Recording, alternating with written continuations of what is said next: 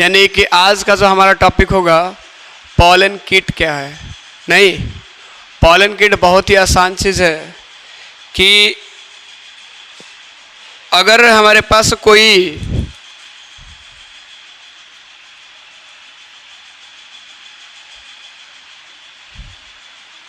Pollen kit जो होता है ना हमारे पास, वो वैसे फ्लावर्स में पाया जाता है जो इंसेक्ट्स के द्वारा पॉलिनेट किए जाते हैं।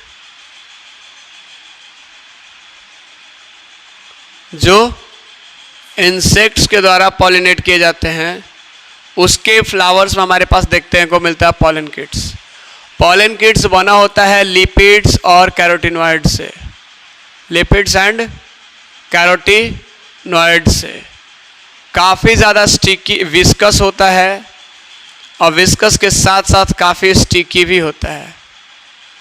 और तीसरी चीज़, सबसे इम्पोर्टेंट चीज़ बात करें तो यहाँ पे ये ऑयली भी होता है। लिपिड, आप ये लिपिड और कैरोटिनॉइड से बना हुआ विस्कस और स्टिकी होने वाला, और तीसरी चीज़ ऑयली होता है। और एज ए रिजल्ट जो इंसेक्ट्स होते हैं ना, इसके फ्लावर्स पे आते हैं, तो फ्लावर्स पे जैसे ही आते हैं तो ये पॉलन किट्स प्रेजेंट होता है। तो पॉलन किट उस फ्लावर पे हमारे पास, जैसे ही मान लो हमारे पास ये फ्लावर्स हुआ,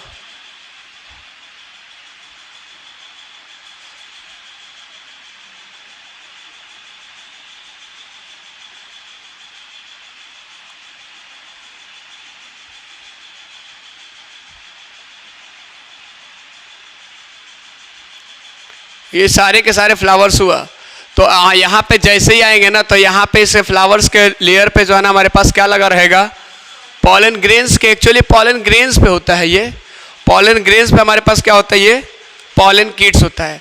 और पॉलन किट्स जो होता है ना हमारे पास, मान लो कि यहाँ पे वो आने वाला है, ठीक है, यहाँ पे वो आने वाला है, तो उसमें पहले से ही आपका चिपचिपा लेयर है। जब बात करेंगे बाद में तो हम लोग देखेंगे कि ये वाला जो पार्ट है कार्पेल वाला, कार्पेल का जो स्टिग्मा वाला पार्ट है, इसमें भी हमारे पास स्टिकी लेयर होता है। लेकिन अब ज़रा सोचो कि जो पॉलन ग्रेन्स आ रहा है, उस पॉलन ग्रेन्स के बाहर में हमारे पास एक लेयर लगा है जो कि किस चीज़ से बना है, जो जिसको क्या बोलते हैं हम लोग, पॉलन किट, जो लिपिड और कैरोटिनॉइड से बना है, विस्कस होता है, स्टिकी होता है।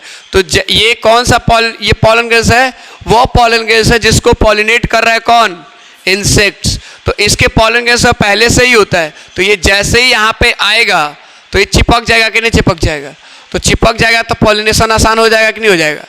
यानी कि हमारे पास ये पॉलन ग्रेन्स किससे पाया जाता है, ये किसके पॉलन ग्रेन्स पाया जाता है, ये चीज़ क्लियर है। नहीं, दूसरी चीज़ मैंने आपको याद कीजिए, तो मैंने जब आपको पॉलन ग्रेन्स का स्ट्रक्चर बताया था, तो पॉलन ग्रेन्स के स्ट्रक्चर के बाहर में हमारे पास ये तो बोला था न्यूक्लियस है,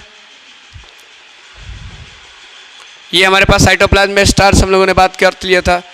लेकिन यहाँ पे हमारे पास कुछ ऐसे स्ट्रक्चर्स देखे थे,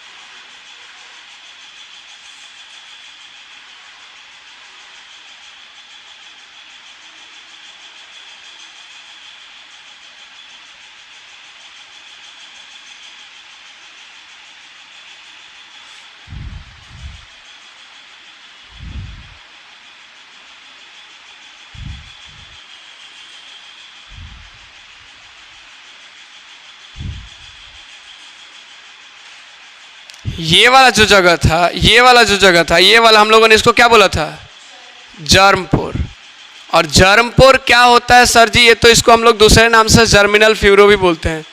क्या बोलते हैं, जर्मिनल फ्यूरो।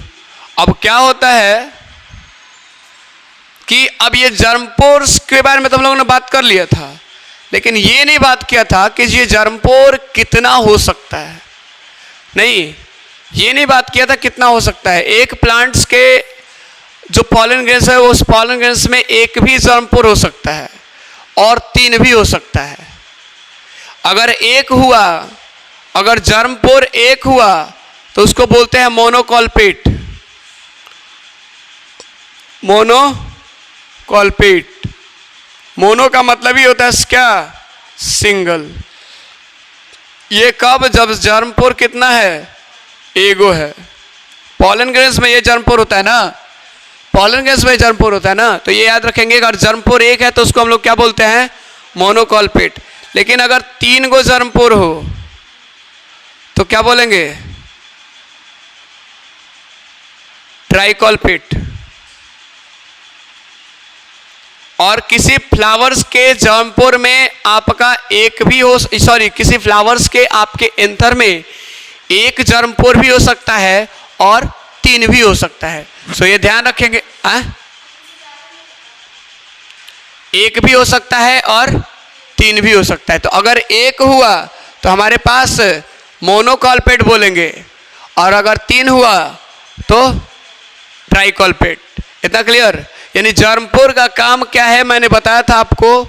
जर्मपोर का काम क्या मैंने बताया था, याद कीजिए। यहां पे मैंने बोला था जगह मिलने पर पास दिया जाएगा, याद आ रहा है? क्या करता था, यही वो पार्ट है जहां पे जो सबसे इंपॉर्टेंट मदद करता है पॉलन ट्यूब्स के फॉर्मेशन में। बताता था यही से वो पॉलन ट्यूब्स का फॉर्मेशन होता है। नहीं, दूसरी चीज, एक चीज और हमारे पास बात कर लेते हैं। पॉलन किट हो गया, जर्मपोर कितना हो सकता है एक फ्लावर्स में, वो एक भी हो सकता है और 3 भी हो सकता है। दूसरी चीज हमारे पास पॉलन विएबिलिटी एक वर्ड आता है, पॉलन विएबिलिटी। अब पॉलन विएबिलिटी क्या होता है भाई मेरे,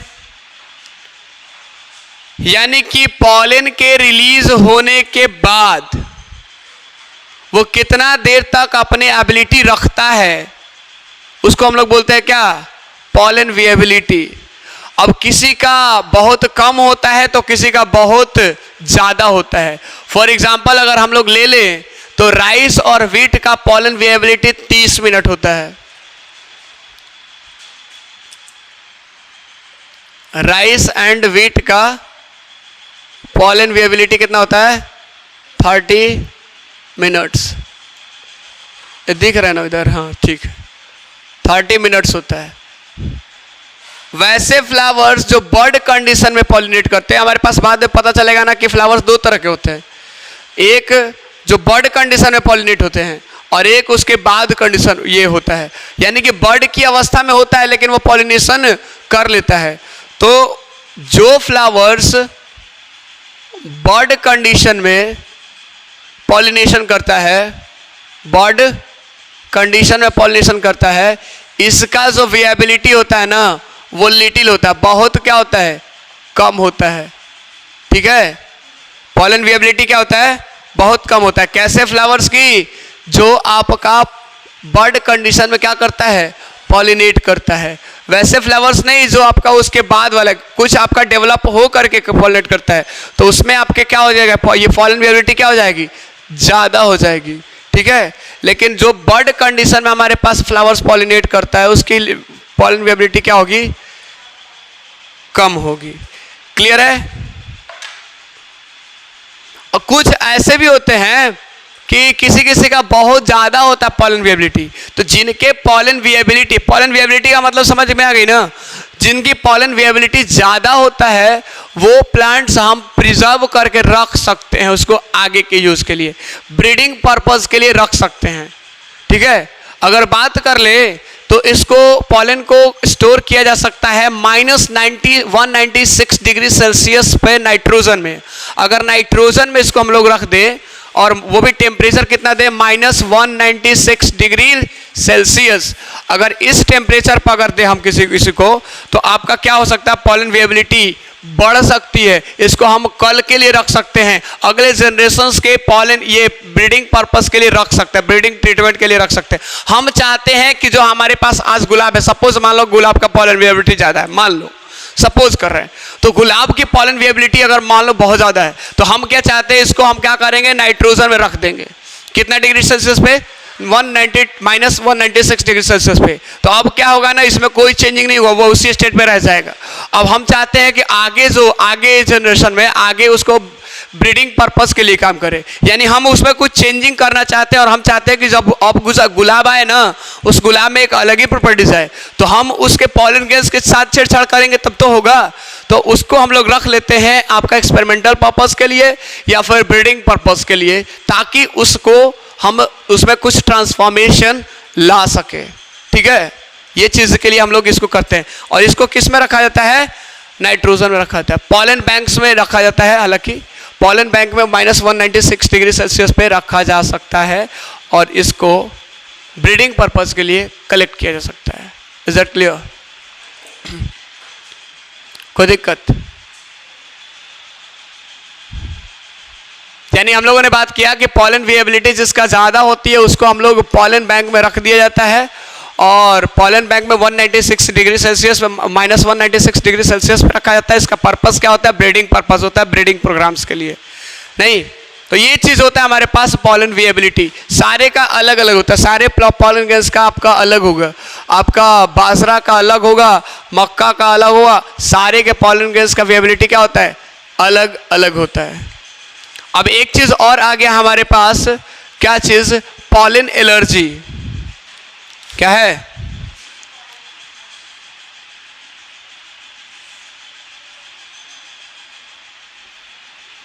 एलर्जी शब्द तो नाम सुनते ही समझ में आ जाता, नहीं? एलर्जी शब्द नाम सुनते ही समझ में आ जाता है। एलर्जी का मतलब क्या? कहीं ना कहीं इन्फेक्शंस की बात कर रहे हैं। पॉलन ग्रेन्स बहुत छोटा होता है, पॉलन ग्रेन्स बहुत छोटा, इतना छोटा कि कहा नहीं जा सकता है। यानी समझ लो कि हम लोग को अपने आप को अगर हाथी की तरह सब मान लिया जाए, तो जो चींटी होती है ना, चींटी अगर हाथी के शरीर पे बैठ जाए तो पता चलेगा? नहीं चलेगा। उसके इसीलिए वो फूंक फूंक के चलती है, ताकि अगर बाहर होगी भी तो उड़िया के गायब हो जाएगी। कभी नोटिस करिएगा, क्योंकि उसके अगर सूंड में पहुंच गई ना तो दिक्कत हो जाएगी। उतना बड़ा जानवर एक हाथ चींटी, जो चींटी से डरता है, हाँ डर नहीं, इसको सेफ्टी बदल सकते हैं, इसीलिए वो फूंक फूंक के चलता है। तो यही चीज़ कह रहे हैं कि इंसान इतना बड़ा है और पॉलन ग्रेन्स बहुत छोटा है, इतना छोटा होता है कि हमारे नंगी आंखों से दिख नहीं सकता है। तो क्या होता है कि जब खेतों के आरियों की तरफ हम लोग जब जाते हैं तो पॉलन ग्रेन्स अपना निकल रहा होता है, डेहिसेंस हो जाता है, जब स्फुटन हो जाता है तो वो पॉलन गैस निकलेगा, और जब पॉलन गैस निकलेगा तो कहीं ना कहीं किसी के आंखों में, किसी के नाकों में जाएगा। तो किसी के आंखों और नाकों में जाएगा तो वो अनबन वाला कंडीशन हो जाएगा, ऐसे नाक रगड़ने लगेगा। और उस पार्ट का, जिस पार्टिकुलर पे पार्ट में जाता है, उसमें एक खास केमिकल होता है। वो केमिकल क्या करता है? उस केमिकल की वजह से क्या होता है, वो पॉलन ग्रेन्स में जो केमिकल होता है ना, ये केमिकल क्या करता है? जिस पार्ट में जाता है उस पार्ट में बहुत सारी चीज़ें ले आ देता है, यहाँ पे रिएक्शन कराने लगता है, और रिएक्शन की वजह से क्या हो जाता है? उस बॉडी पार्ट्स में हमारे पास क्या होता है सर जी? आपका सबसे इंपॉर्टेंट चीज़ हो जाता है, वो चीज़ें लाल होने लगती है, वो चीज़ों में डिस्कलरेशन हो जाता है, उसके पार्ट को वो डिसफंक्शन करने लगता है। यानी कि ये चीज़ जाने से हमारे पास सारा चीज़ें होने लगा, डिसफंक्शन करने लगा उसके बॉडी पार्ट्स को, जिस पार्ट में वो गया डिसफंक्शन। नाक और कान में सबसे, नाक और आँख में सबसे ज़्यादा जाता है, डिसफंक्शन कर लिया उसको। हमारे पास क्या कर लिया? एक चीज़ और क्या बोला मैंने आपको? रेडनेस हो जाती है उस पार्ट में, नौसिया वाला, नाक रगड़ते रहेगा, नाक में अगर घुसा है ना तो नाक रगड़ने लगता है, और आंख में घुसा तो आंख रगड़ने लगता है, तो पूरा का पूरा लाल हो जाता है ना। तो एज ए रिजल्ट हमारे पास क्या होगा? उससे रिलेटेड डिजीज हो जाएगा। जैसे आंख में होगा तो आंख के रिलेटेड डिजीज हो जाएगा, एलर्जी हो जाएगा, पूरा का पूरा देखने में दिक्कत होगी। दूसरी चीज़ अगर बात कर लेते हैं, हमारे पास अगर क्या बोलते हैं, कहाँ पे हो जाए? नाक में होगा तो ब्रोंकाइटिस डिजीज, ये सारे रेस्पिरेटरी ट्रैक्ट डिजीज, अस्थमा, ये सारे के सारे हो सकते हैं। कुछ लोगों को देखा होगा आपने, रोड पे छींकते चलते हैं, नहीं? तो अस्थमा वाले लोग को डस्ट पार्टिकल से बड़ा दिक्कत होती है। अस्थमा जिसको हम लोग बोलते हैं दामा अपने भाषा में, तो दामा वाले पेशेंट को डस्ट पार्टिकल से बचना होता है, और डस्ट पार्टिकल जैसे पड़ेगा वो पूरा का पूरा उनकी हालत खराब होने वाली है, आंखों से आंसू पूरा आने लगता है, ये सारे टीयरिंग वेयरिंग सब कुछ होने लगता है, ये सारे चीज़ों में, पॉलन एलर्जी में। यानी पॉलन ग्रेन्स की वजह से भी हमें एलर्जी होती है, और इसी को हम लोग बोलते हैं क्या? Pollen allergy. तो हमने क्या बात किया लास्ट तक? पॉलन किट, पॉलन वेएबिलिटी, जर्मपोर कितने हो सकते हैं उसके हिसाब से क्या नाम दे सकेंगे? पॉलन एलर्जी बात करेंगे, नहीं? ये सारी चीज़ें हमारी खत्म हुई। अगला जो टॉपिक है हमारे पास, structure and development of male gametophyte, कैसे डेवलप हो रहा है उसमें बात करेंगे। उसमें हम बात करेंगे कि जो आपका ये क्या बोलते हैं, पॉलन ग्रेन्स जो है ना, पॉलन ग्रेन्स मेल गैमेटोफाइट का पहला सेल होता है, first cell of the male gametophyte, और ई मैच्योर सेल होता है, मैच्योर हो जाएगा तो ये चीज़ें धीरे धीरे आपका बन जाएगा। वो क्या वेजिटेटिव सेल्स क्या होता है, जनरेटिव सेल्स क्या होता है, कैसे वेजिटेटिव सेल्स के ऊपर आपका लेयर लग जाता है, वो कैसे डिग्रेड करता है दूसरी चीज़ों को, ये सारे चीज़ बात करेंगे। लेकिन उसके लिए थोड़ा सा लंबा वीडियो हो जाएगा, लंबा क्लास चलेगा। क्लियर? तो सो एक बड़ी शुरुआत के लिए एक छोटी सी राहत देते हैं ताकि समझ में आ जाए कि एक कोई बड़ा तूफान आने वाला है। तो अपने पास तूफान अभी क्या है? मेल गैमेटोफाइट का डेवलपमेंट।